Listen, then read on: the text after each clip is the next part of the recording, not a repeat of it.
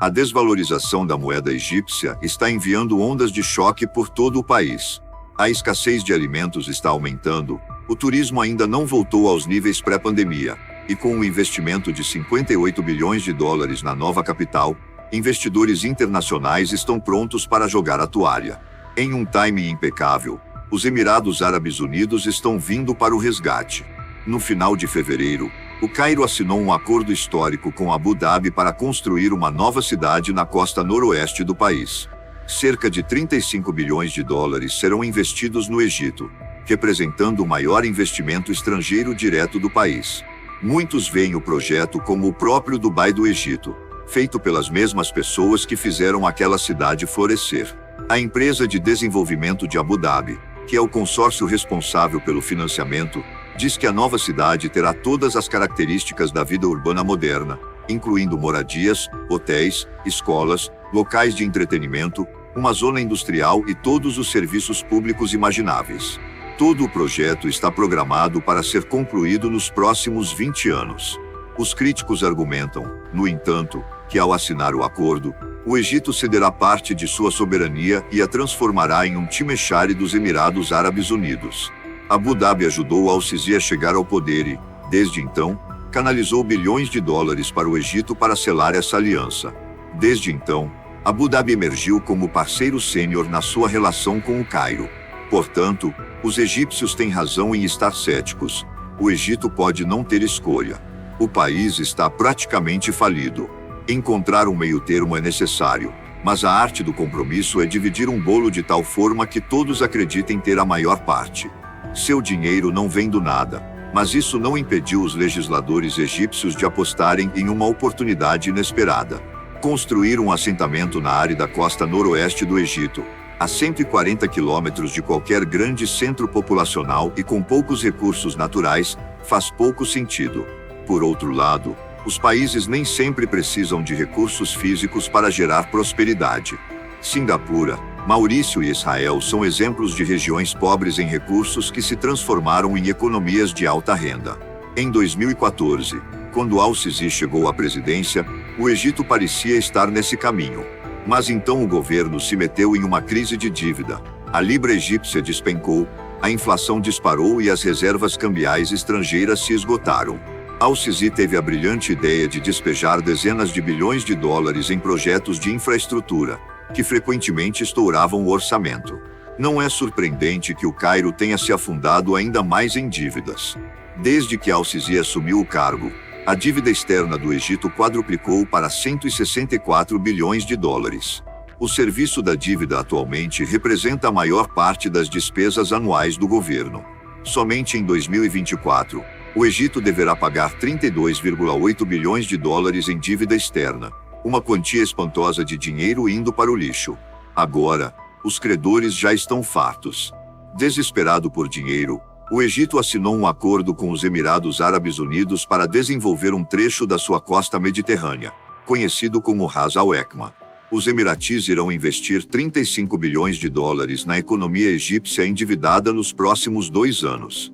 Tecnicamente, 1 bilhão de dólares será emprestado pelos Emirados Árabes Unidos e depois convertido em subsídios, o que significa que o valor real do investimento emirati é de cerca de 24 bilhões de dólares. A longo prazo, porém, a região de Ras Al-Hekma poderia atrair até 150 bilhões de dólares em investimentos, pelo menos de acordo com os legisladores egípcios. Enquanto isso, as autoridades emiratis prometeram construir uma cidade de próxima geração, abrangendo mais de 170 quilômetros quadrados, quase um quinto do tamanho de Abu Dhabi. A construção da cidade pode começar já em 2025, e a cidade estará completa com distritos residenciais, turísticos, centros, escolas, universidades e uma zona industrial. Também contará com um distrito financeiro e comercial, bem como um porto marítimo e um aeroporto. Parece bom no papel, mas nem todos os egípcios estão comprando a ideia. Em 2016, o Egito cedeu 2 ilhas no Mar Vermelho para a Arábia Saudita, e agora os egípcios não podem deixar de fazer comparações. Muitos veem os Emirados Árabes Unidos invadindo o solo egípcio e sua soberania, desta vez em uma pequena península na sua costa mediterrânea. Em resposta, as autoridades egípcias dizem que lhes foi prometido 35% dos lucros da empreitada emirati, além de que os investimentos dos Emirados em Ras Al Khaimah poderiam ajudar a estabilizar a taxa de câmbio egípcia, criar oportunidades de emprego e atrair moeda estrangeira. O Egito também poderia usar o projeto Mega de Ras Al Khaimah como uma ferramenta de negociação com o FMI para garantir uma nova linha de crédito adicional. Beneficios Econômicos. O objetivo final de Al-Sisi é que, com os Emirados estabelecidos na região, o Egito possa sair da atual crise econômica. O acordo com os Emirados está sendo proposto pelo governo como uma tábua de salvação para a economia egípcia, oferecendo poucas oportunidades de crescimento monetário. Sua capital é superlotada, ineficiente e em decadência. Destruir pedaços do Cairo para implementar uma nova infraestrutura seria mais caro do que simplesmente construir novas cidades em outros lugares. Assim como seu projeto irmão, a nova capital administrativa, Ras Al Khaimah aspira a se desenvolver como um dos principais centros financeiros e de negócios do leste mediterrâneo, criando um novo portal para ainda mais investimentos estrangeiros no Egito. Ainda há muitas reservas em aberto. Não está claro se o porto marítimo de Ras Al Khaimah será navegável como um porto de águas profundas, capaz de lidar com grandes navios de carga. Um porto marítimo comercial ainda seria útil para a Marinha dos Emirados e complementaria suas instalações em Arra, mas não seria profundo o suficiente para embarcações comerciais ou mesmo navais de maior porte. No entanto, converter a costa existente em um porto de águas profundas seria um processo caro e complicado. Ras Al Khaimah possui uma infraestrutura nominal de ligação com o resto do Egito e está distante dos centros populacionais vizinhos. A cidade fica próxima às recentemente descobertas reservas de petróleo offshore do Egito, que poderiam ajudar a sustentar o desenvolvimento metropolitano. Se o objetivo dos Emirados é transformar a área em um centro financeiro como Dubai, desenvolver um porto de águas profundas é uma necessidade. De uma perspectiva econômica, Abu Dhabi tem procurado maneiras adicionais de reduzir sua dependência de receitas de hidrocarbonetos. Assim como tantos outros projetos geoeconômicos dos Emirados, Ras Al Khaimah é um meio de gerar renda relativamente protegida do mercado global de hidrocarbonetos. Mas, mesmo para os padrões dos Emirados, 35 bilhões de dólares é um negócio surpreendente. Abu Dhabi está essencialmente oferecendo um resgate ao Cairo, em tudo, menos no nome. No entanto, o acordo com os Emirados pode vir com algumas amarras. Os egípcios apontaram que Ras Al Khaimah atingiria um certo nível de autonomia política em relação ao resto do Egito. Falando claramente, a economia do Egito é notoriamente difícil de reformar. Os militares controlam demais e permitem muito pouco desenvolvimento. Criar uma nova cidade no Egito exigiria mais do que apenas prédios modernos. Seriam necessárias novas leis, novas ideias, novas populações e novos governantes. Em breve, Ras Al Khaimah poderia ser declarada uma zona econômica especial e completamente segregada do resto do país. Para os Emirados Árabes Unidos, o Egito é tudo sobre grande estratégia e negócios.